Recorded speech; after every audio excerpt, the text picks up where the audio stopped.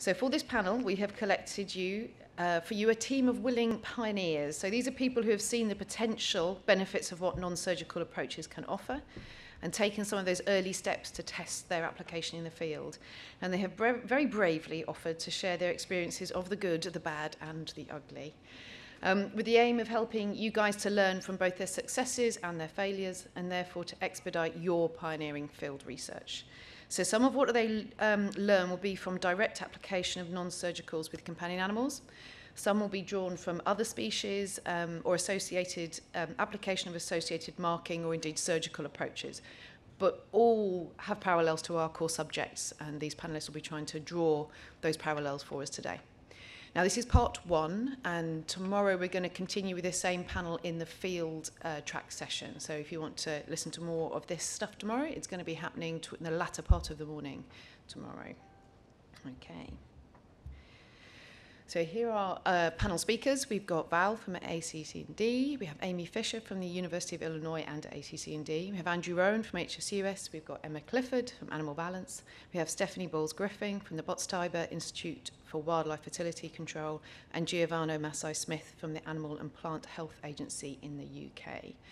We're going to start with a short presentation from each panellist, where they will be sharing some of the key learnings, but also giving you a chance to see the sort of work that they've been engaged in. I'll ask you to note down any questions as we move through our speakers, and we'll open up to questions as we enter our sort of discussion phase, which comes shortly after. Now, we're going to structure that discussion phase by some themes that I will be asking our panellists to talk to.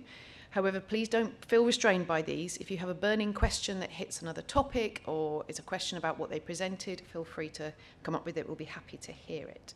So, without further ado, I'm going to hand over to Val to kick us off with the first presentation of the panel.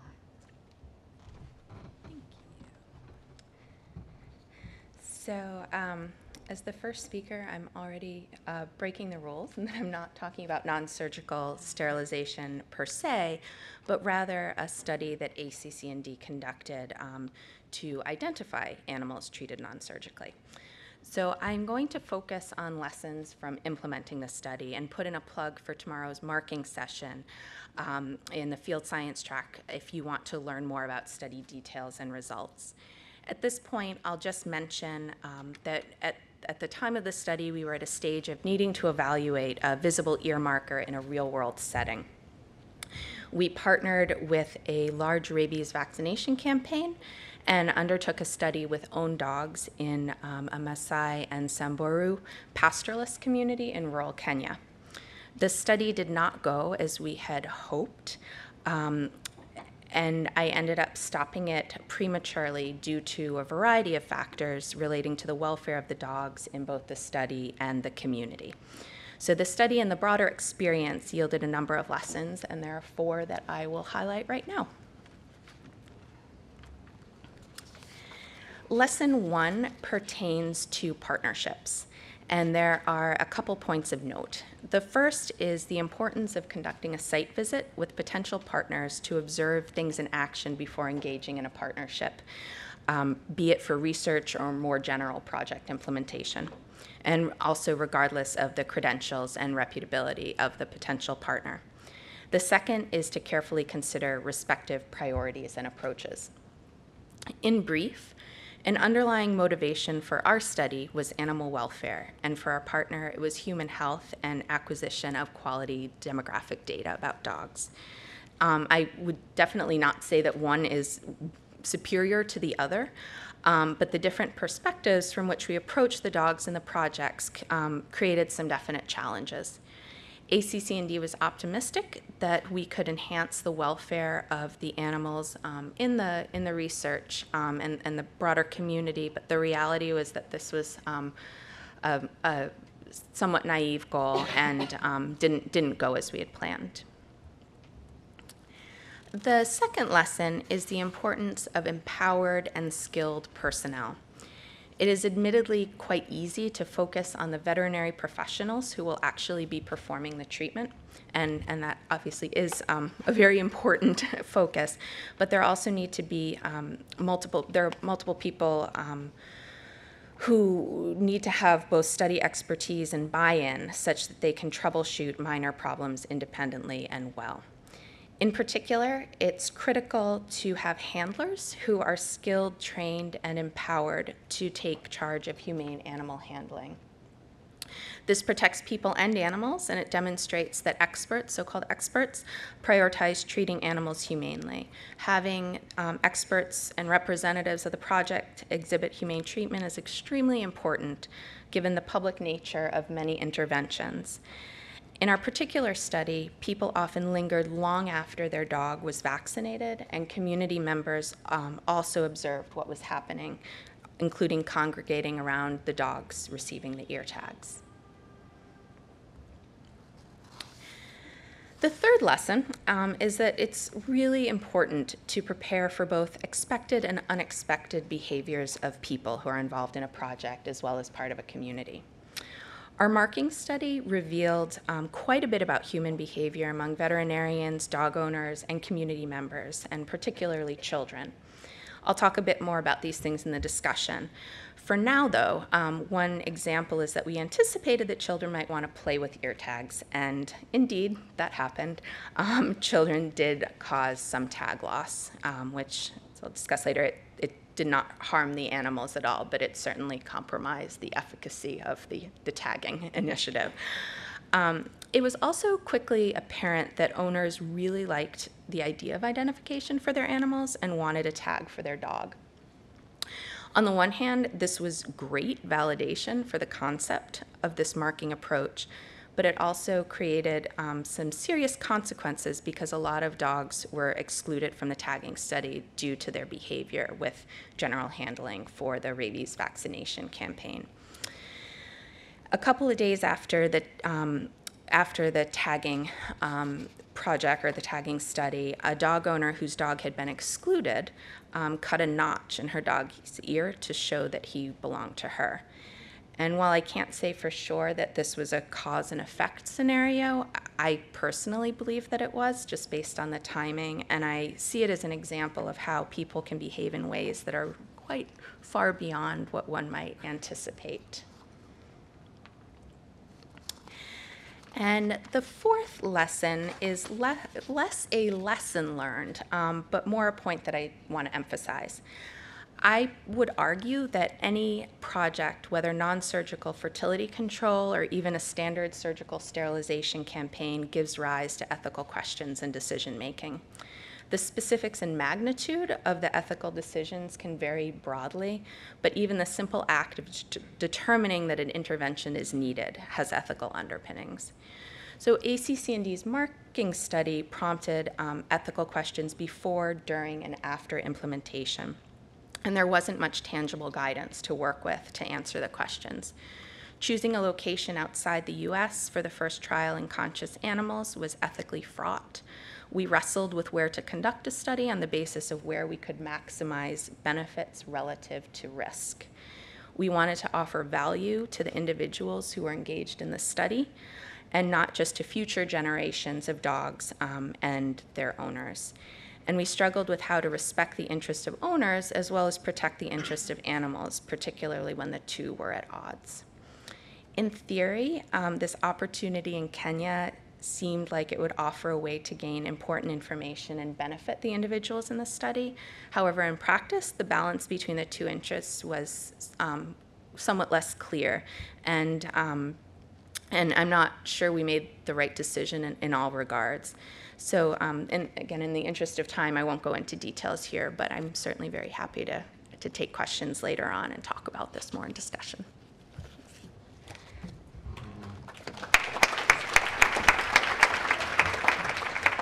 Thank you, Val. That was great. Okay, and we're going to move on to Amy now, who'll be talking about this hybrid laboratory and field trial with cats.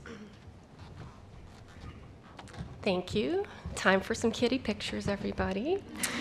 So I'm going to share our experience setting up a hybrid between a laboratory and a field trial. And the reason we did that, as John mentioned in the last session, we have always at ACC&D been intrigued at the success that Julie Levy had at the University of Florida showing a long-term contraception of the cats in her laboratory. And we wanted to set up an environment where we could ask the same question, but with a more practical, real-world population of cats, meaning they would be outbred and genetically diverse compared to the specific pathogen-free laboratory cats, and also in an environment that more reflected where cats live. So we'd have natural light cycles, exposure to the outdoor environment, etc. So we set up a hybrid situation. We couldn't go straight to a field trial. It was premature for that. So we set up this hybrid mock colony that I'll share with you now. So our cats, first of all, we created a population of random sourcing cats, and we worked with animal control agencies, feline rescue, as well as Craigslist, of all places, to put together our population of cats. This is a slide just to show our numbers. We eventually had 30 study females and five study males, but we brought 38 animals through the facility for our screening procedure. We didn't have a place to do the study either, so we created one. My late husband put up this pole barn on our rural property in Illinois, and we used one half of it for the cat study. On the inside, we created a good place to be a cat.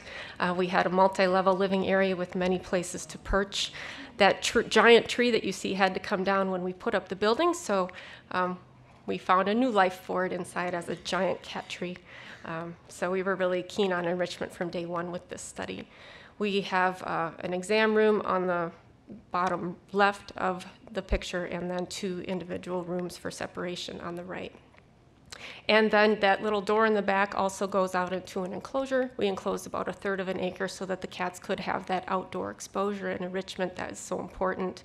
The siding of the building was the same material that we used for the fence so that the cats could not climb out. And you'll see we also put collars with the same material on the trees so that the cats could not climb up and onto the roof and out into the great big world. So the enrichment of the enclosure was a really key part of this.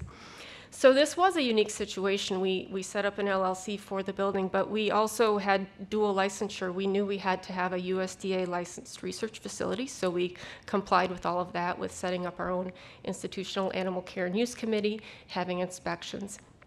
And then in terms of sourcing the cats, we also needed to consult our Department of Agriculture in Illinois, and we became licensed as an animal shelter with the State Department of Ag, and that facilitated transferring in cats for the study as well as adopting them out when the study ended. So our lessons, there were many, there were so many. So to share in 5 minutes with you, I'll share my top 2. Oh, I wish we'd done that differently and better.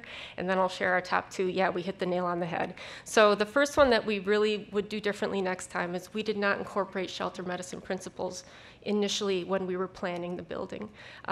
You see the rooms I pointed out to you. It was a lovely facility, a great place to be a cat, but we did not have adequate isolation or quarantine, and we didn't have adequate training of our staff and personnel on shelter medicine principles in the beginning.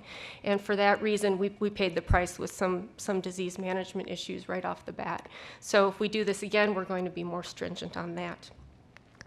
Along the same lines, we did not anticipate the amount of veterinary support we would need.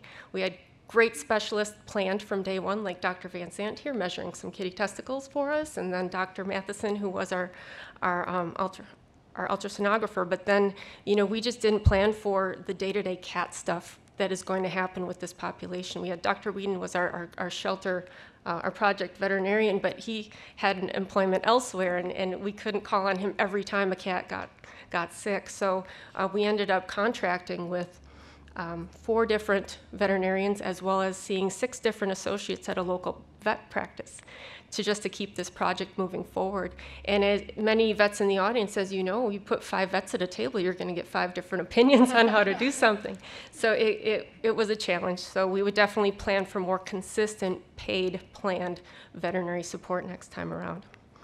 Now, what we did right. Thanks to Dr. Linda Rhodes, we wrote an extremely detailed protocol. Early on, it was really long. We had forms for everything, and I had no idea it was so necessary, but it was so necessary. So as the study went on, we were so grateful to have this pre-work done, and I think we'll eternally be grateful to Linda for that. And then finally, what we really did well, I feel we optimized enrichment and training for our animals, which was important at ACC&D. We needed this to be a humane study, so we wanted our animals to be treated very well. They had great places to be cats. We gave them olfactory enrichment, audio enrichment. I had a lot of my students from the University of Illinois come out and volunteer and interact with the cats. But moreover, we also implemented a training program so that we could target train our animals, so we didn't have to, haul them across the building. We could guide them with our hands to where we wanted them to go. We got them conditioned to coming into the exam room so that they were comfortable being in the tray for the ultrasounds, for example. And this also facilitated getting them used to carriers and transport when it came time for adoption, as well as putting on their little harnesses, because we really wanted them to have an opportunity to stay having an outdoor experience of sorts, so we trained them all to harness walk as well. So that was just 4 of probably 800 lessons we learned.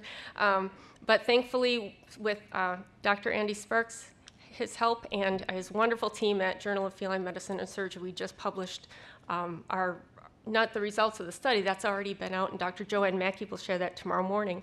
But we also have a paper out now to get more into the husbandry aspects of this work, and so hopefully you will check that out. And I briefly thank our human team.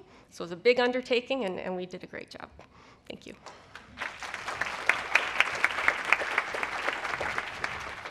That was great. Thank you, Amy. Okay, I'm going to hand over now to Andrew to take us on to our next little journey. Thank you.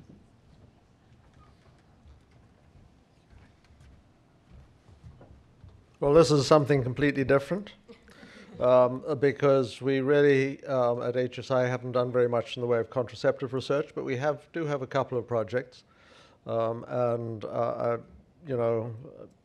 done far more ad hoc than anything else that you've heard so far today.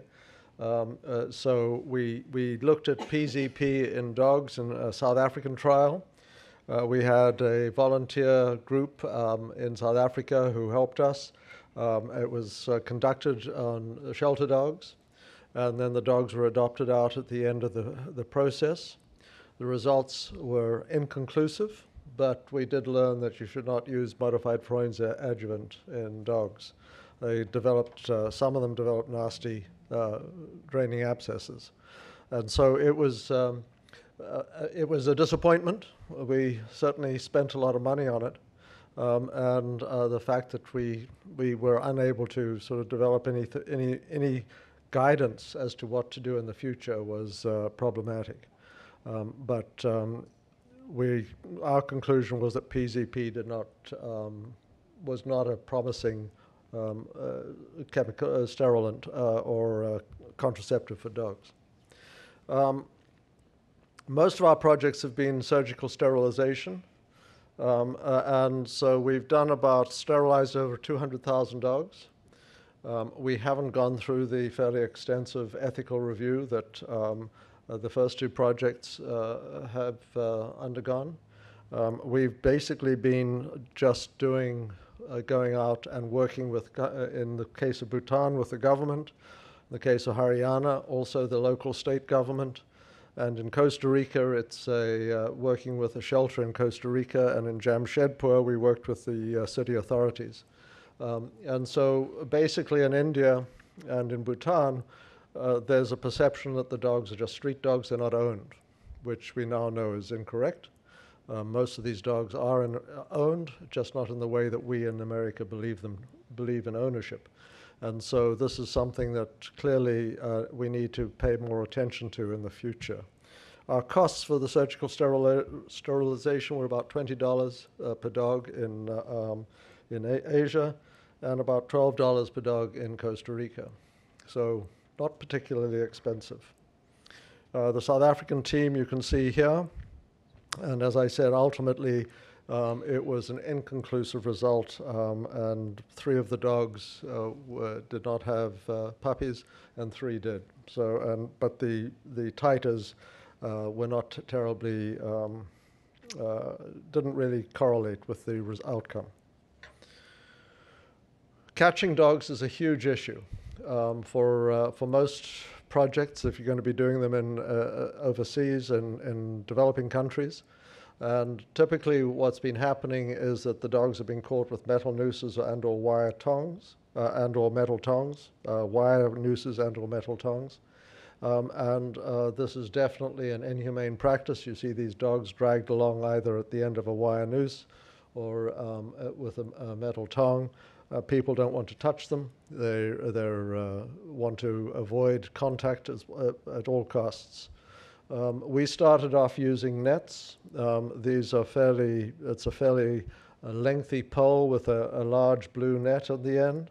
And the teams became fairly skilled fairly quickly at catching the dogs. The dogs became fairly skilled fairly quickly at avoiding the teams. So the dogs learned whenever somebody with a large blue net stepped out of a truck, it was time to get lost. And so so these are the sorts of things that you learn with time. And we were catching dogs second or third time became more and more difficult. So in Jamshedpur, we started a hand catching process. It took time up front, basically sort of teaching the team what they should be doing and using food treats to catch the dogs, and also educating the community that we weren't taking their dogs away and taking them forever, but that we were taking them for medical care and sterilization.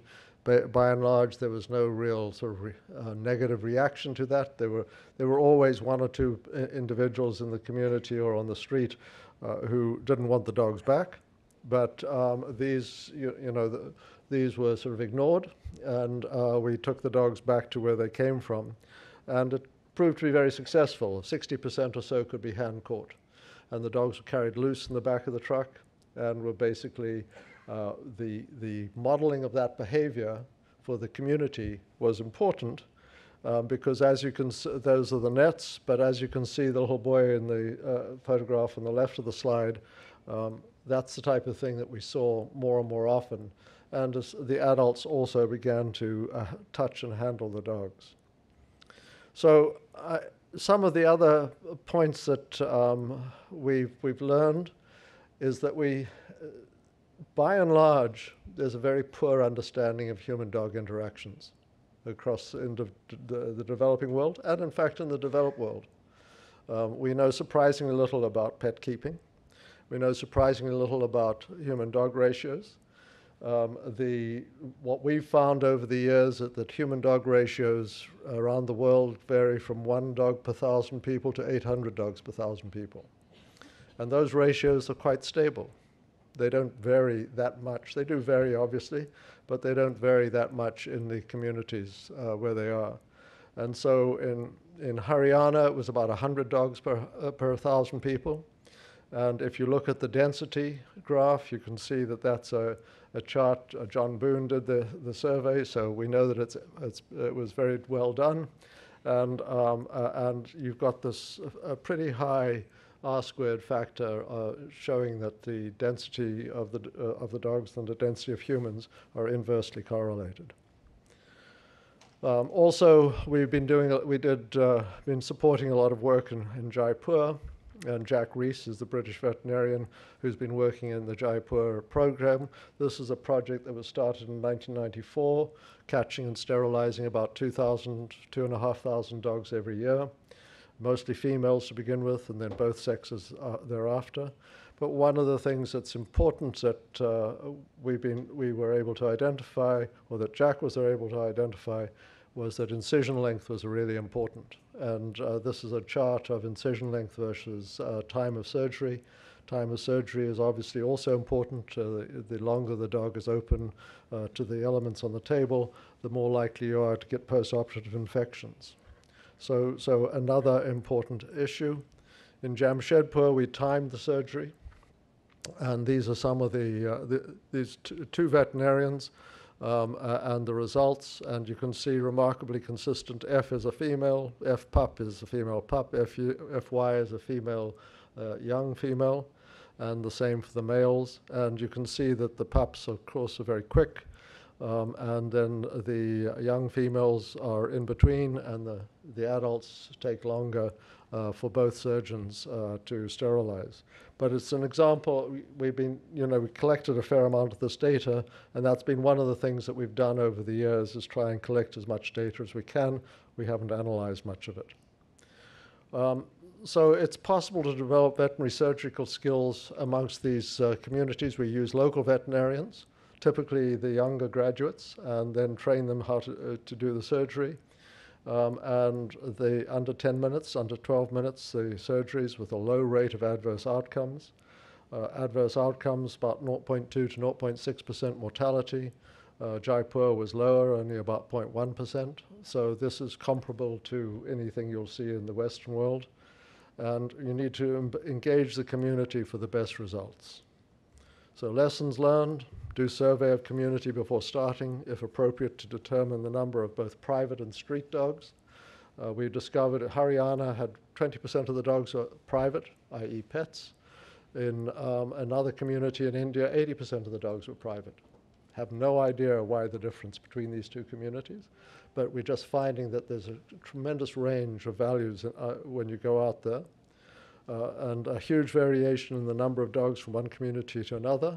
And obviously, the more dogs you have, the more expensive it becomes to manage dogs in a particular community. Latin America has a very large number of dogs for one. And again, this is, I'm sure, determined by human culture rather than by dog breeding. We try to catch the dogs by hand using food treats to start. Has a very positive impact on community dog interaction. Handling and vaccinating, treating and sterilizing itself has a positive educational component. And dog numbers are not necessarily reduced after you do this, because, as I said, there's a cultural factor here. I believe that the dog numbers are governed by human behavior much more than dog breeding. So these are a few basic conclusions from what we've done. Thank you.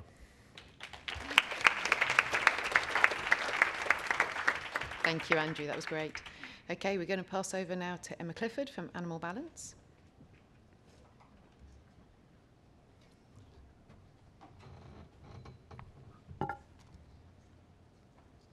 Hi, thank you so much for this opportunity to be able to speak on behalf of the dogs. I have actually organised over 70 MASH clinics globally around the world over the last 15 years, beginning in the Galapagos Islands. And Animal Balance has used zinc gluconate in 5 countries since 2004. That's the Galapagos Islands of Ecuador, Dominican Republic, Independent and American Samoa, and also on the Hawaiian Islands more recently. On the Dominican Republic, we actually also included veterinary training in the administration of Zutrin, and also on Hawaii too. So in 2004, we started on the Galapagos Islands, and we used a sterosol actually up in the highland areas where there's farm and hunting dogs.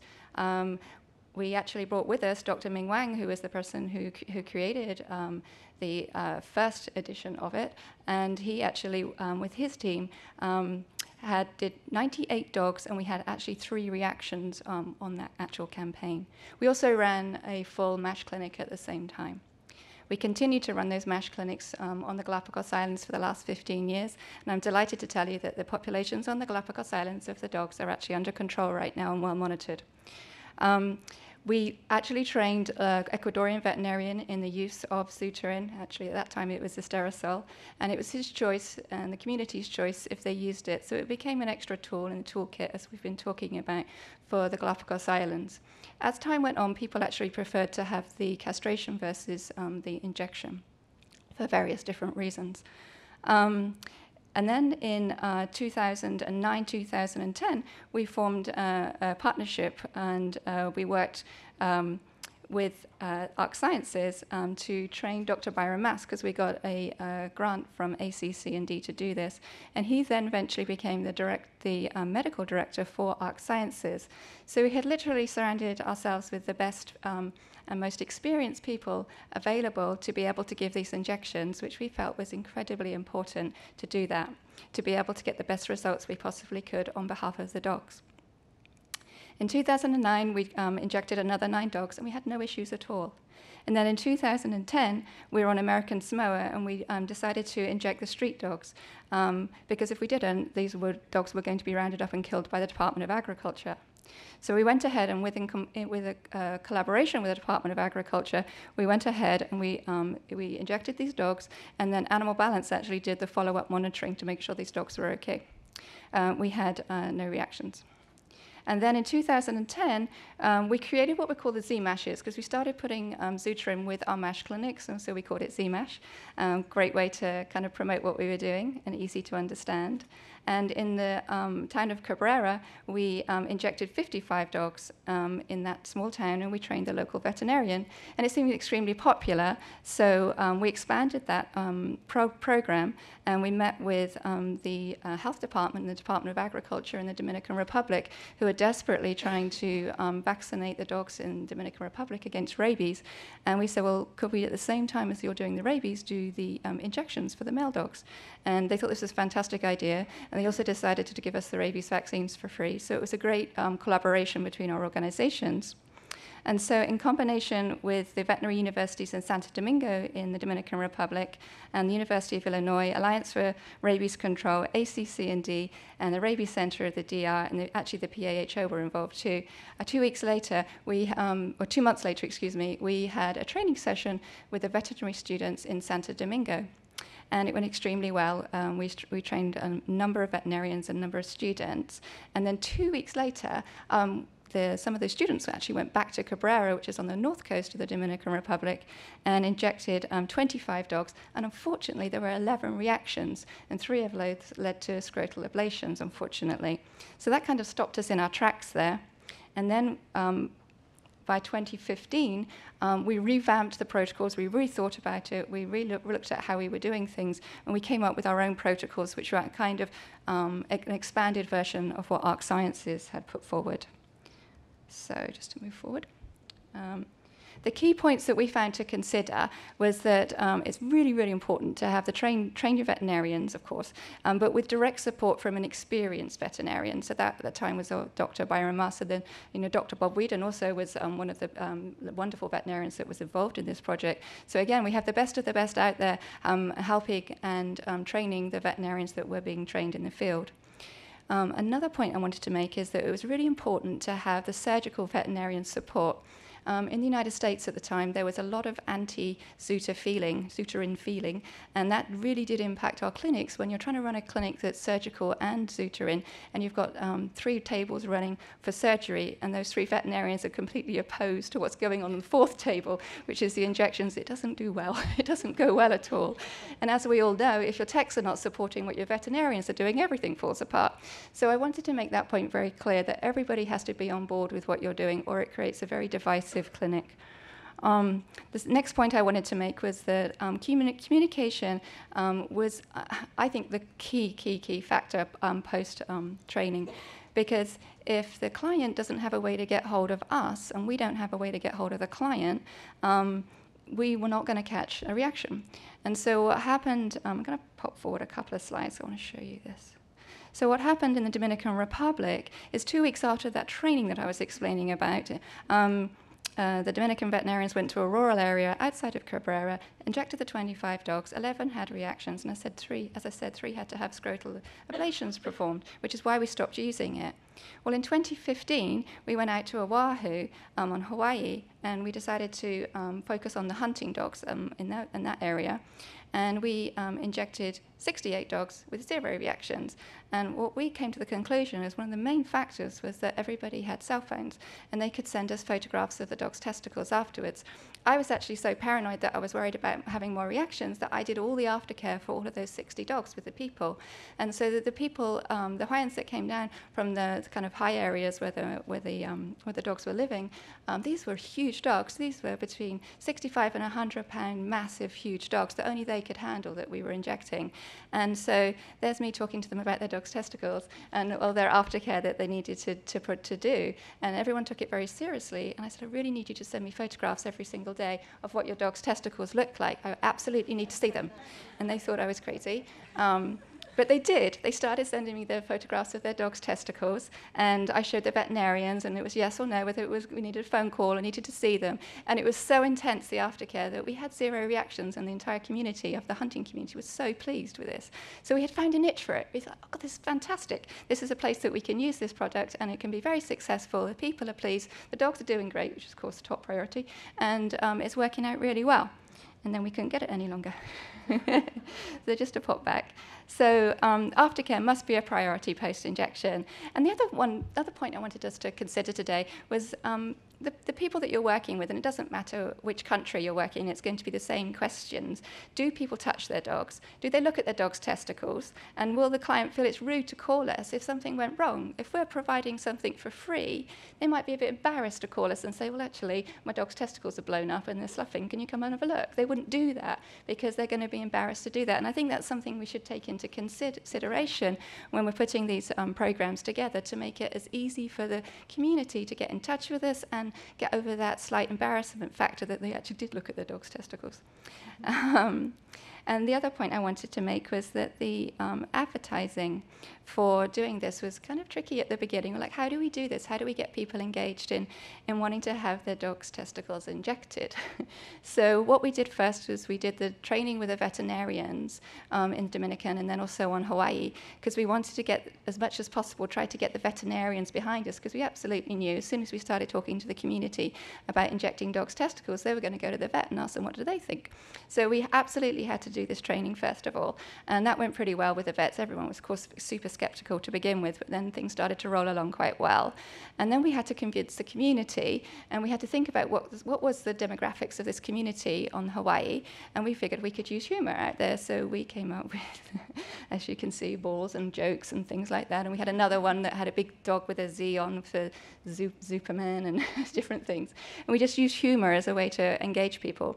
And so one of the things that we did is we put out a phone number and said, if you'd like to have a zooter or a castration, please call this number. More people called in to have zooters than did castrations, which is actually a bit of a surprise to us. But they did, they did that, and we ended up doing, I think, just slightly 2 more castrations instead of, out of the zooterins in the end of the day, because 2 dogs failed the test to do the zooterin. But if we could have done them, we would have actually done more zooterin than we would have done castration, which I think is really interesting. And I think a lot of went back to doing the training with the veterinarians, followed by fun advertising, and then having some of those veterinarians go on local television and do little articles in the newspaper and really kind of get to people that way. So I think that's why it was quite popular out on Hawaii. We'd also consulted with the humane societies on Hawaii, and every single one of them, all the islands we went to, said, oh, the hunting dog community, most definitely. And they had inroads into the hunting dog community, so then they could encourage them to bring us their dogs. And that community did not want the dogs' behavior traits to change or anything like that. They wanted the dogs to be able to hunt, and etc. And so this, at the time, the information that we were giving out was letting them know that. And so it was very popular with that particular sector of that community. So yeah, in summary, I think those are the main factors as a field organization that's out there doing grassroots work, working in different countries around the world. I think those are the kinds of things that we have to consider before putting a project together. Thank you.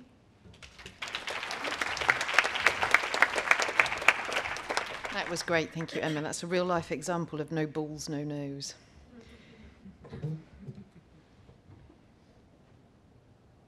Excellent. Okay, I'm going to hand over now to Stephanie from the Botswer Institute for Wildlife Fertility Control. How do I advance it? Use either that or that. Okay. When you feel ready. Perfect. Good afternoon, everyone. Everyone still awake?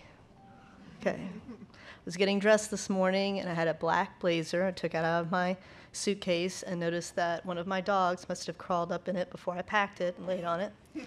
And so I spent a copious amount of time trying to get all the dog hair off of it.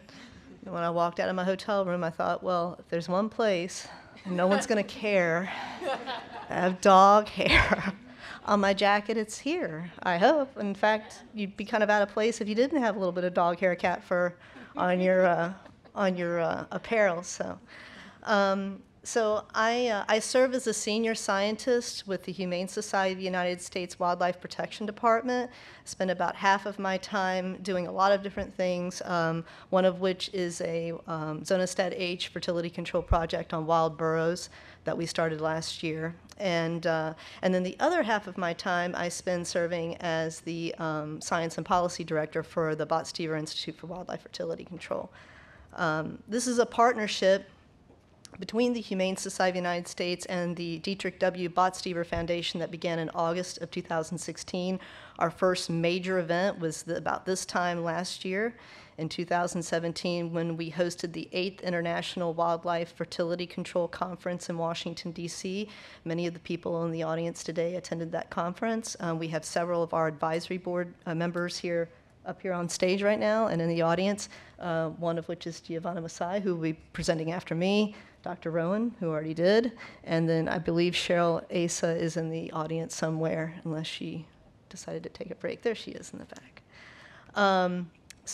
The Institute aims to advance the use of sustainable, non-lethal fertility control methods to manage wildlife populations, and we do that through stimulating vital discussion and collaboration and networking through conferences and meetings like the one that we held last year. We also recently held a deer fertility control workshop in Tarrytown, New York, and planning to hold another one for wild horses and burros in Albuquerque this fall. We educate wildlife managers and policymakers and the public, and then we support wildlife fertility control projects.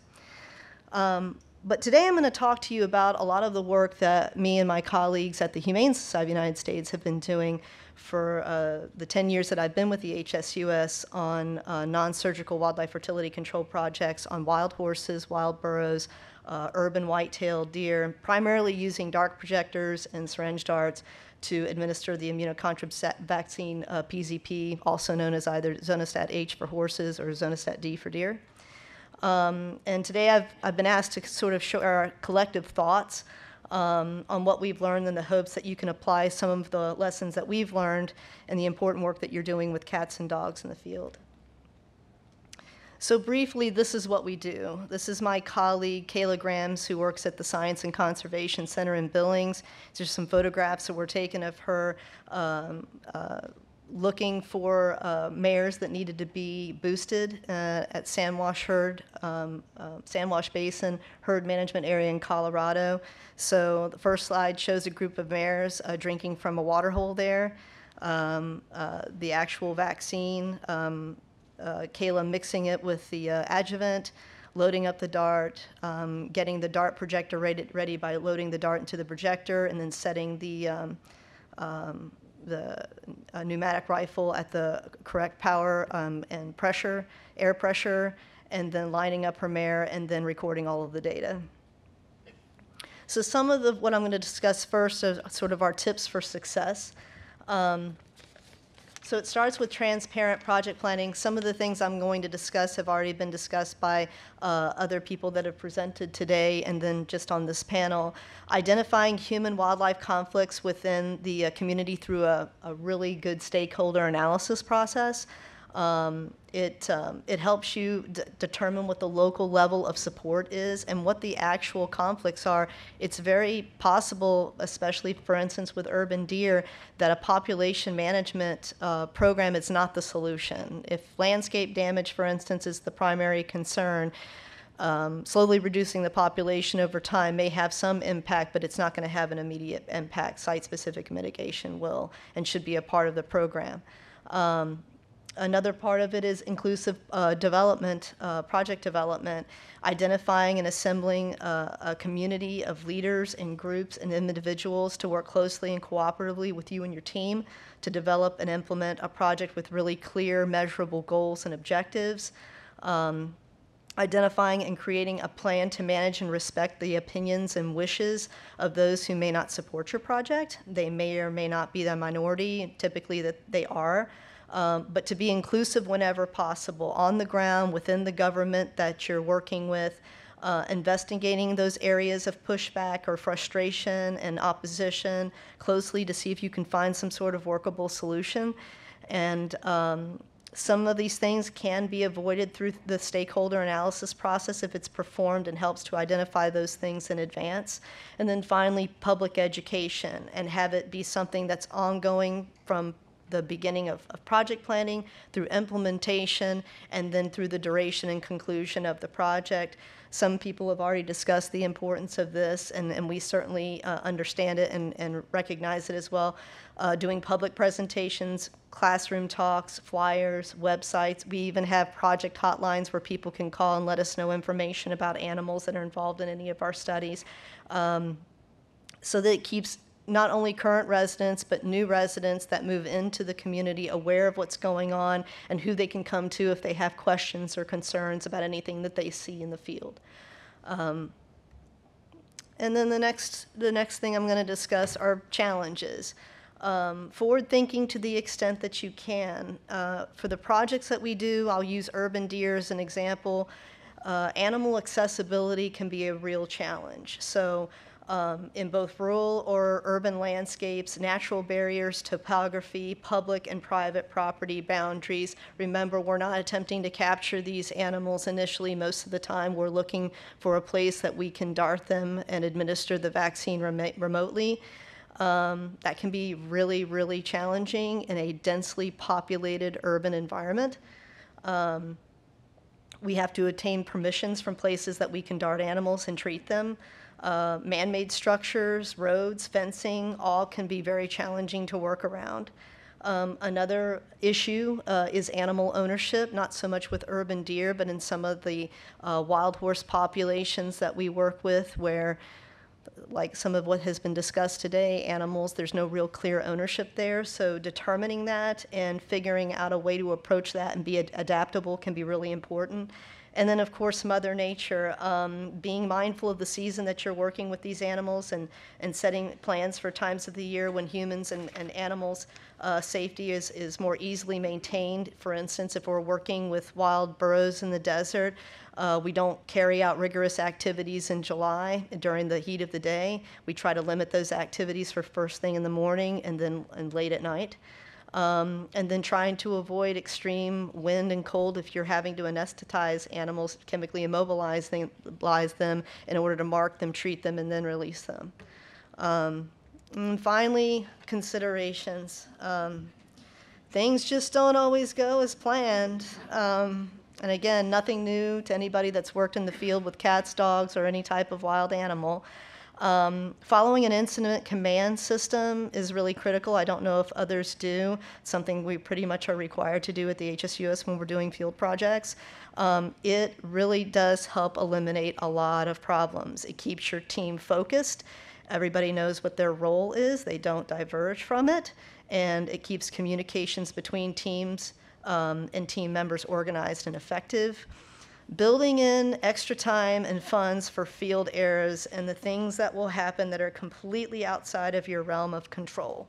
They can and they will happen despite your best plan and your best efforts. Some examples of things that have happened to us, theft and sabotage, power outages.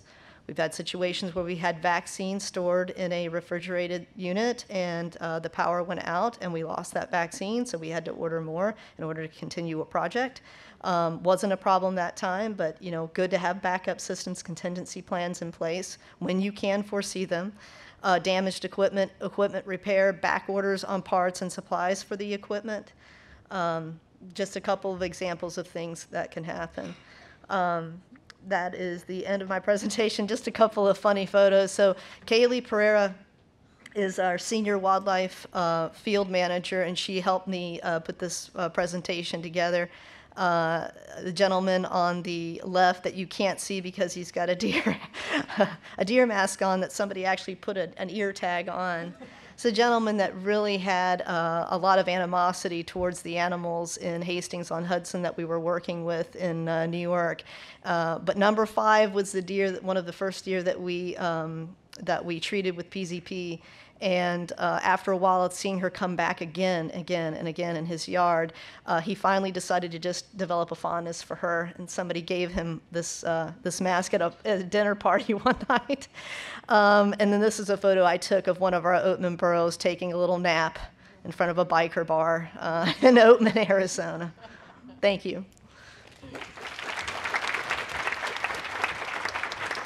That's great. Thank you, Stephanie. Okay, so now over to our next speaker, Giovanni Massai-Smith.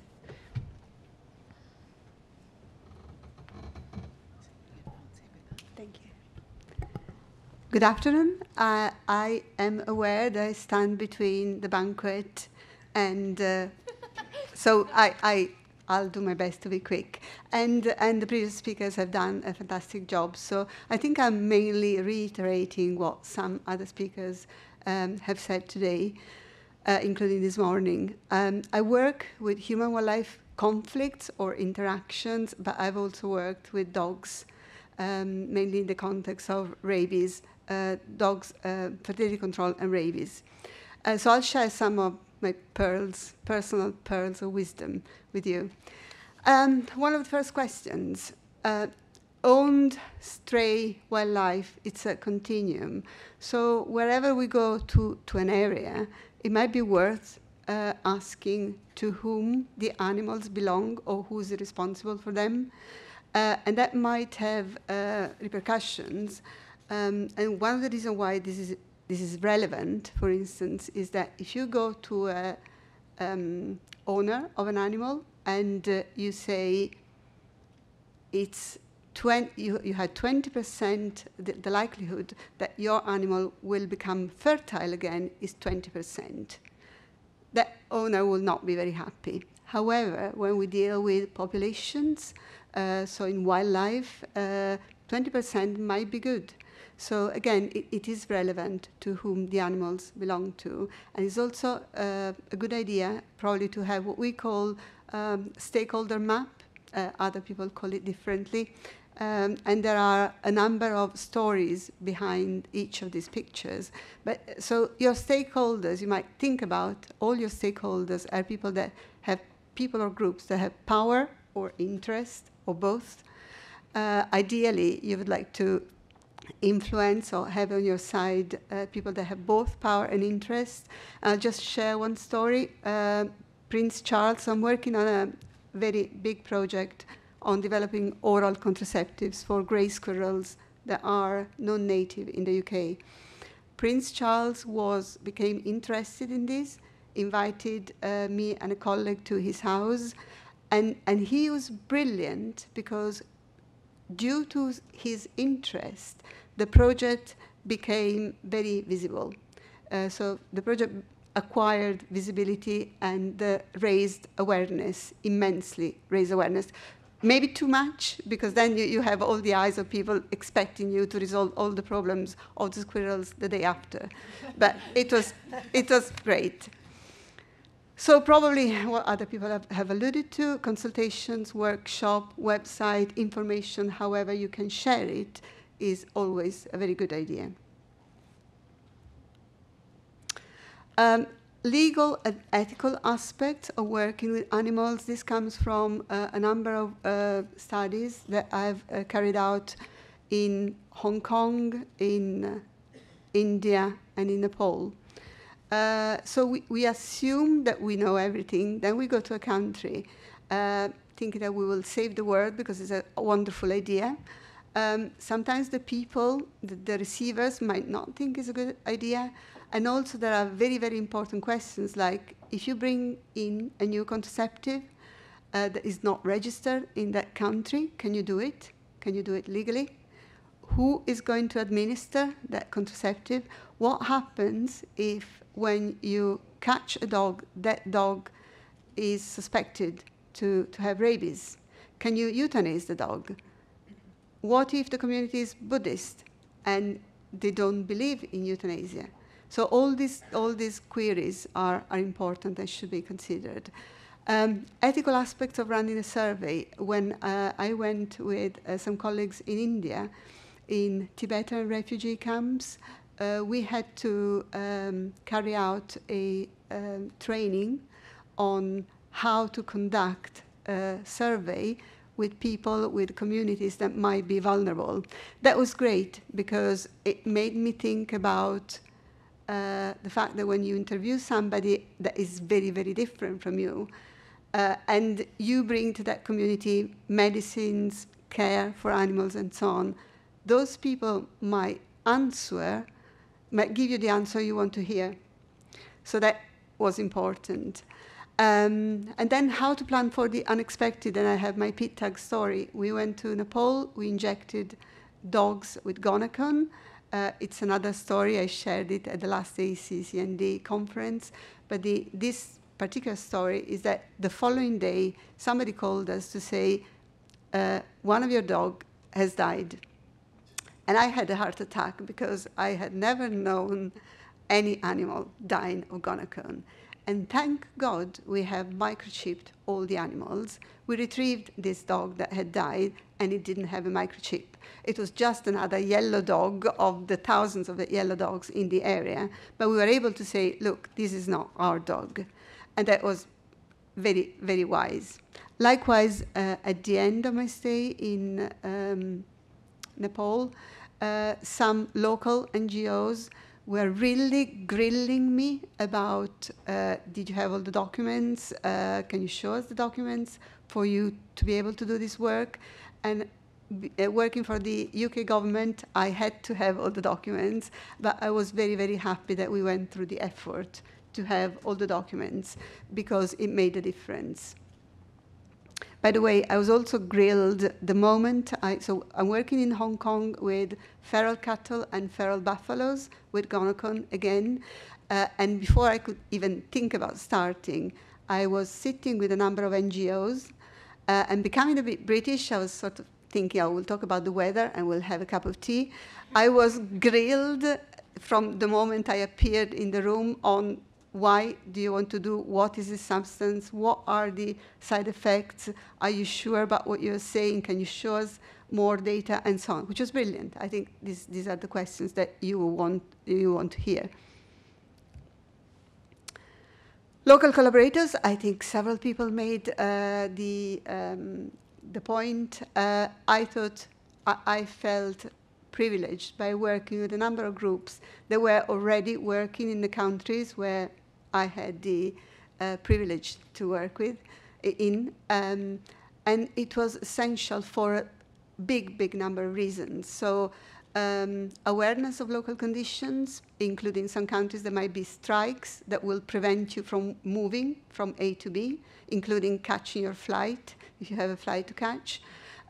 Weather, erratic transport, erratic electricity. If you want to keep a vaccine cold, that might be something you want to consider.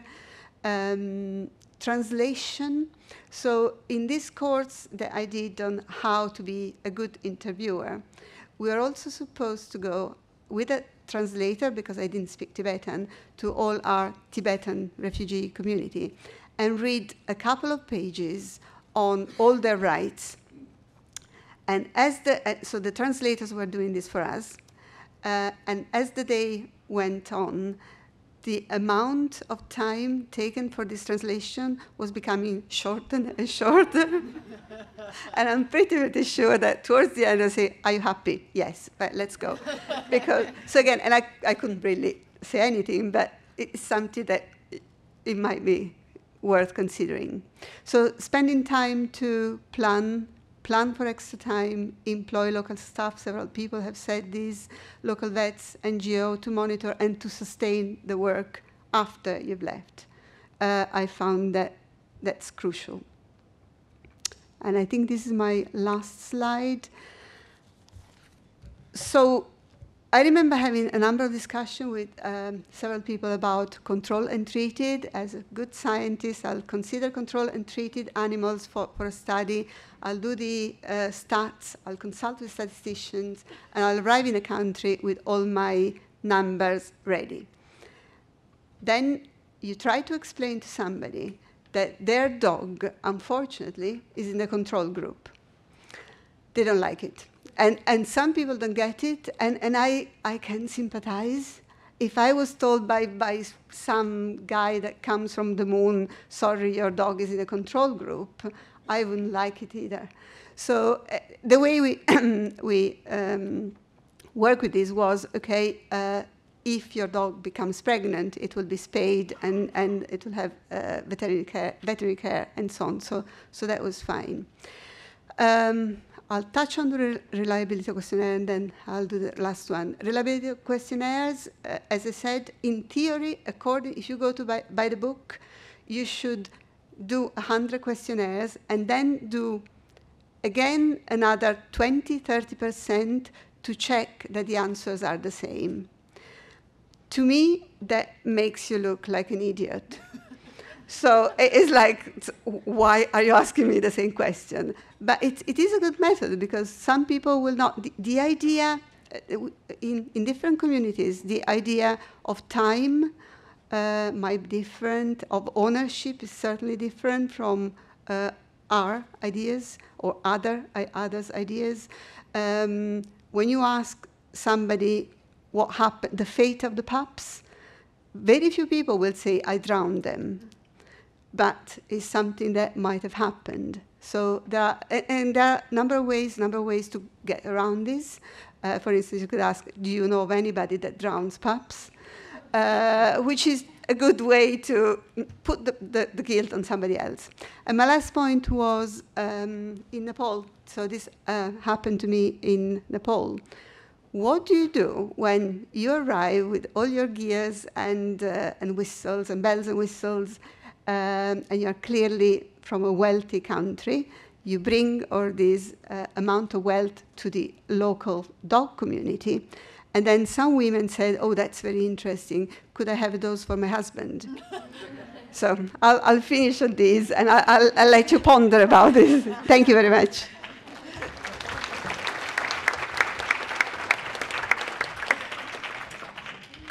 Thank you so much to the entire panel. That was a very eclectic and international run through many, many lessons learned.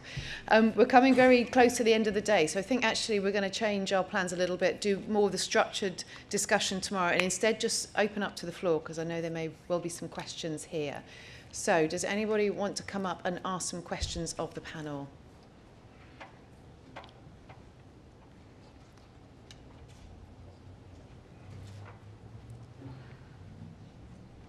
Thank you, Tal. Hi, Talawaz, the Hebrew University, Israel. Thanks for this session. It was very interesting.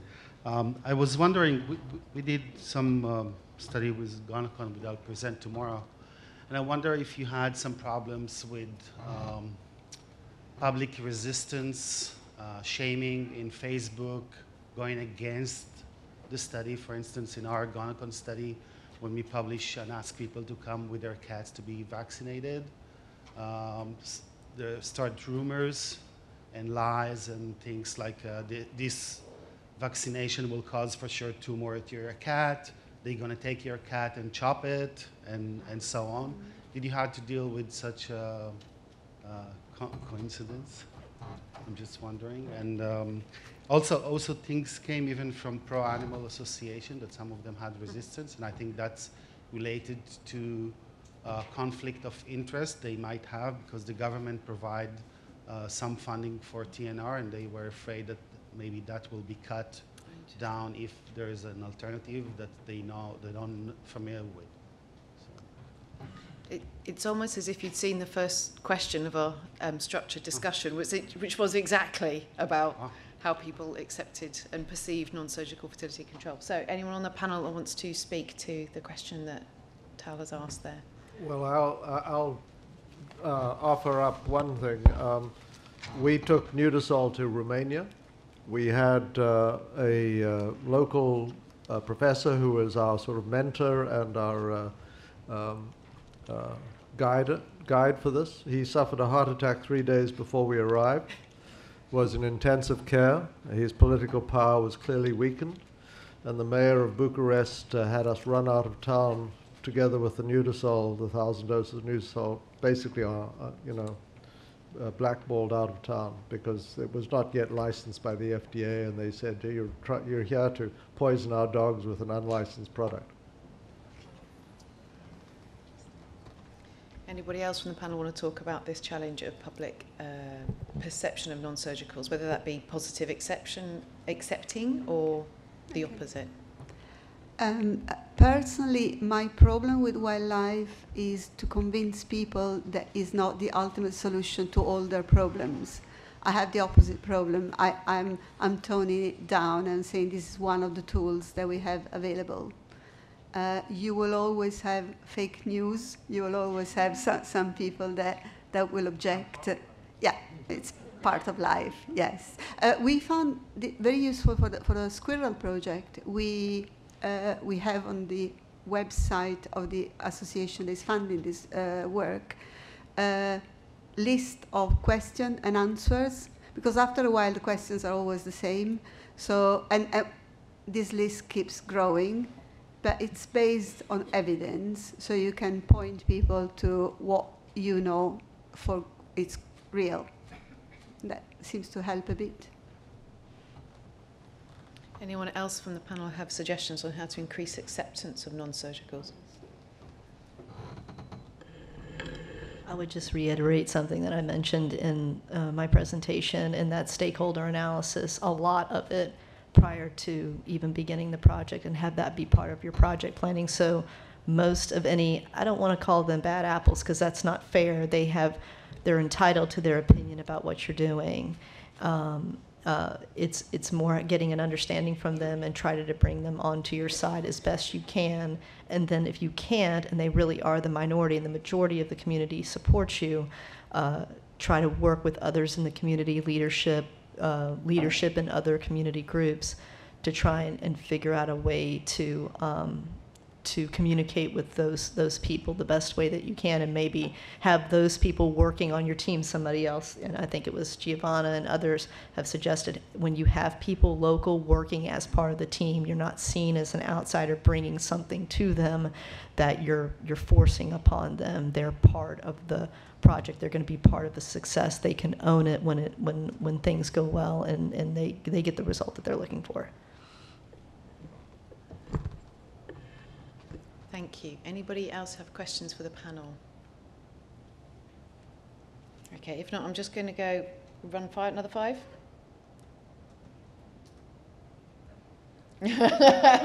Okay, we're just going to run for another 5, and then we're going to close it up, okay?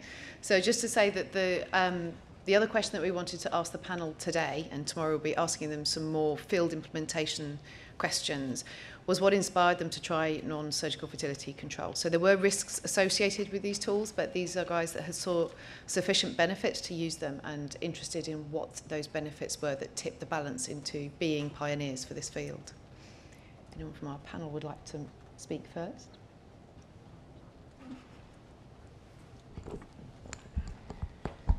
So particularly in the Dominican Republic, for us it was the fact that the Department of Agriculture and Department of Health were having issues delivering and getting the rabies vaccines to the dogs. And so by working with them, we were then able to not only expose them to MASH clinics and also to Zutrin, but we were able to kind of use the Zutrin excitement and the fact that it was new to convince them to give us free rabies vaccines so that then we could administer it to the dogs, and we could set up a monitoring protocol that then they could use afterwards. So we were able to use the product to be able to get inroads into the Dominican government. In Samoa, it was beneficial. We wanted to use it there because, again, it was new, and they gave us permission to actually trap and inject the street dogs. Otherwise, they would have been killed. So that was very important that we did it in that situation. And on the Galapagos Islands, it was because a lot of people were actually against castration for different reasons, mostly in the hunting communities. And so that's why I was reiterating about the hunting communities, that's where we found the niche for this product. It was a lot easier to sell. And as I say, if we did it again, we would start in the hunting communities and then go to the villages afterwards. Thank you. Thank you. Anyone else from the panel want to speak to the benefits? Yeah, one more, and then I think we better close for the day. So most of what people like me and Geo deal with is wildlife conflict resolution, and fertility control and site-specific mitigation gives us a chance to not just resolve conflict, but transform it into something really positive and beneficial for the community, whereas people didn't even know their neighbors, for instance, when they start trying to resolve problems with Canada geese by doing addling programs and site-specific mitigation programs. My colleague, Holly Hazard, that's in the audience, she's our Senior Vice President of Programs and Innovations at the HSUS, used to work with communities on a program called Geese Peace. And the real positive thing about it wasn't just that we resolved the conflict with the Canada geese. People began working together to solve something together, and it made the community a better place to live in. So it was above and beyond. You got so much more out of it than just solving a problem with an animal. You know, this perceived issue that they had with the animal. And that's ultimately what we're trying to do. We're trying to foster coexistence and peaceful coexistence with these animals in these urban areas and in these rural areas. And so we see that transformational change as being the goal, and that fertility control and working within that is just a tool to achieve it. Thank you very much. So that concludes our part one. We're going to start again with the same panel tomorrow for part two, straight after the break in the field track. But just if you could join me in thanking this incredibly hard-working panel to put this time together.